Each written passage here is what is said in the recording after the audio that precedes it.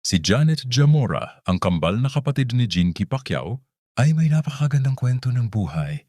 Siya ay ipinanganak noong Enero 12, 1979 kasama ang kanyang kambal na si Jinky.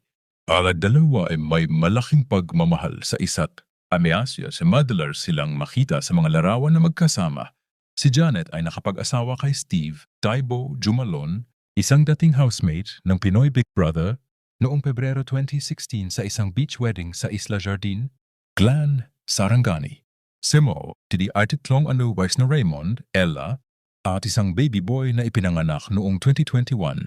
Ang pamilya ni Janet ay may malaking pagmamahal sa Diyos at sila ay aktibo sa kanilang sura. Ang kanyang asawa, Tibo, ay madalas na nagpo-post ng mga Bible verse sa kanyang Instagram account, lalo na kapag may mga espesyal na okasya tungkol ng kapanganakan ng kanilang anak. Si Jinky Pacquiao, ang kambal ni Janet, ay isang kilalang personalidad sa Pilipinas at asawa ng boxer na si Manny Pacquiao. Siya ay isang dating politiko at naglingkod bilang Vice Governor ng Sarangani mula 2013 hanggang 2016. May musudan ka, Biki.